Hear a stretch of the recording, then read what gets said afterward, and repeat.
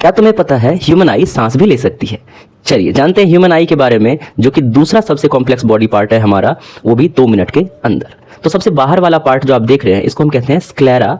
इसको white of the eyes भी कहा जाता है। यह हमारे मसल से कनेक्टेड होता है और मूवमेंट में हेल्प करता है और प्रोटेक्शन भी प्रोवाइड करता है, शेप को भी मेंटेन करता है स्क्लेरा। इसी के आगे अगर हम देखेंगे, ये डोम शेप जो है, इसको हम कहते हैं कॉर्निया।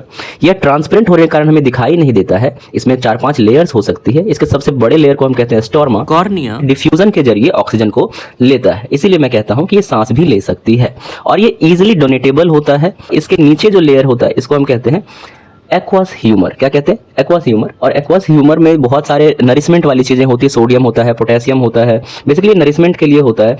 ये कुछ हमारे ब्लड प्लाज्मा के जैसा ही होता है, लेकिन प्रोटीन थोड़ी सी कम होती है इसमें। और इसके जस्ट नीचे होता है हमारा आइरिस, कलरफुल पार्ट। अगर किसी की आंखों की हम तारीफ कर रहे हैं, मतलब उसके आइरिस की तारीफ कर रहे हैं। इसमें पिगमेंट्स होते हैं और इसी की वजह से इसका कलर भी चेंज होता है। किसी के ग्रीन हो सकते हैं, किसी के ब्राउन हो सकते हैं।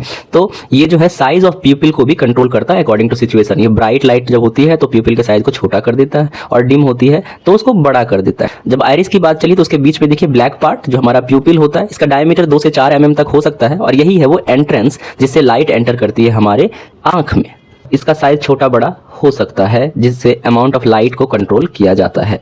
आई लेंस जो है वो कनेक्टेड होता है दोनों तरफ से एक फाइब्रस स्ट्रक्चर से, जिसको हम कहते हैं सिलरी मसल्स। ये स्ट्रेचेबल होते हैं, जिससे कि हमारा eye lens power of accommodation को अचीव कर पाता है। मतलब जब हमें दूर की चीज देखनी होती है तो हमारा आई लेंस लंबा, और जब नजदीक की देखनी होती है तो वो छोटा और मोटा हो जाता है। इसी को हम कहते हैं पावर ऑफ एकोमोडेशन, और ये सिलरी मसल्स के हेल्प से ही होता है। ये है हमारा क्रिस्टलाइन लेंस। ये एक कॉन्वेक्स लेंस की तरह काम करता है, और ये सबसे खास बात इसकी ये होती है कि इसका फोकस चेंज हो सकता है। ये बड़ा छोटा स्ट्रेचेबल है, फिक्स नहीं है हमारे लेंस के जैसे, और इसके फोकस पे होता है हमेशा रेटिना। उसके बाद ये है हमारा पूरा पार्ट, जो 80% ऑफ वॉल्यूम जो है वो यही है। इसको कहते हैं हम विट्रस ह्यूमर।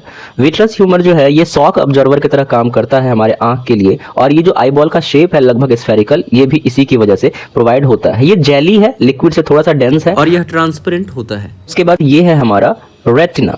रेटिना के बारे में हम जानते हैं कि तो हमारा स्क्रीन है, फोकस पे होता है, यहाँ पर इमेज फॉर्मेशन होता है। इसमें बहुत सारे फोटो रिसेप्टर्स होते हैं, यानी कि रॉड सेल और कोन सेल।